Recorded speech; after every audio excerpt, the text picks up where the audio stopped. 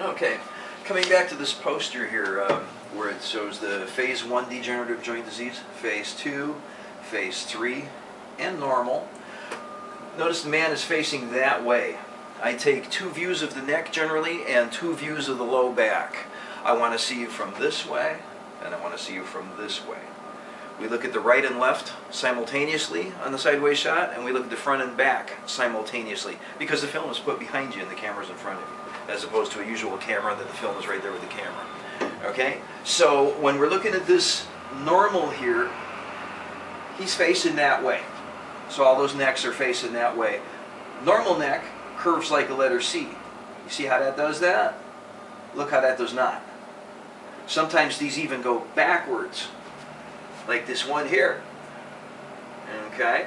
So what does that tell me? The thing can't possibly move in the way it was designed to. It's going to move erratically. It's going to turn, and maybe it won't feel so good after you get beyond a certain point, as opposed to going all the way over there like it should. Okay? Maybe looking at the ceiling for a minute or two becomes a very uncomfortable experience, where somebody else can sit there and look at the stars all night if they wish. Alright? So I look for these holes here to all be the same size and shape compared to each other, because that's where these nerves come out. And if the hole isn't a reasonable size, the nerve would be squeezed on. So wherever the nerve goes to is not going to work as intended. Like a stomach that is not holding its acid in very well, giving you heartburn. Or like nerves going to your lungs and the tubes that go to your lungs and causing them to swell up, giving somebody asthma. Or any number of different things. So when we're looking at this, we want to see also that these discs are fat and the same size and shape compared to each other. Not some are skinny and some are fat. We want to make sure that there's no crap growing off the front of the bones. None is here, none is here. All these fronts look the same. Squared, slight hook down in the neck. Squared, slight hook down in the neck. These are all very similar looking. But over here you got funny stuff growing off those. Okay, that is osteoarthritis. As I said before, that is something that didn't have to happen. That is something they let happen to themselves. Once you have it, it's there the rest of your life. What can I do with it when I see it?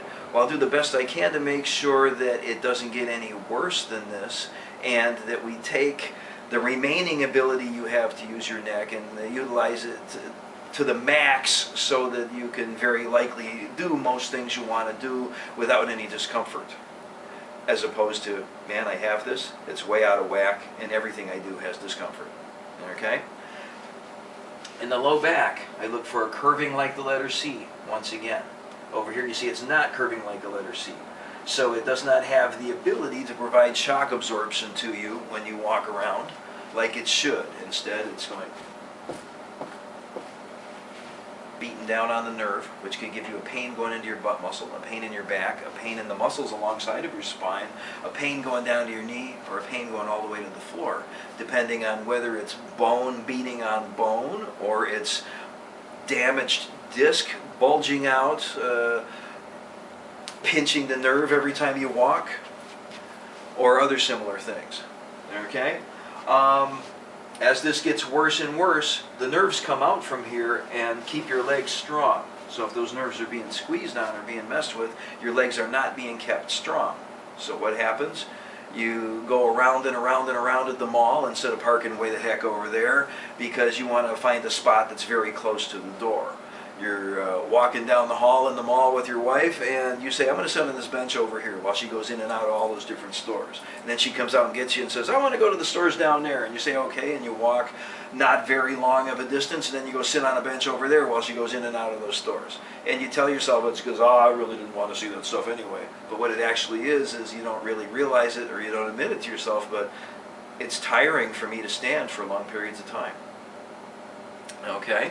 As you're standing in line at the supermarket, you find yourself like this, as opposed to standing there like this, because you get tired quicker, and you may not necessarily recognize it as that. Eventually, as that gets worse and worse, you fall sometimes, so you find yourself getting a cane. Eventually, you fall even with the cane, and you find yourself with a walker. Does it happen to everybody? No. Some people will get hit by a truck and they'll never get to that point. Other people Maybe they'll be lucky enough that they have found a way to slow that down, such as by coming to see me. Many people, they will let it run its course. They will just go off and get shots in their back sometimes. They will eat all kinds of drugs. They will go to the MD and get progressively stronger drugs, and they'll have no idea. They could have came to me, and they might be playing tennis when they're 70 instead of being on that walker.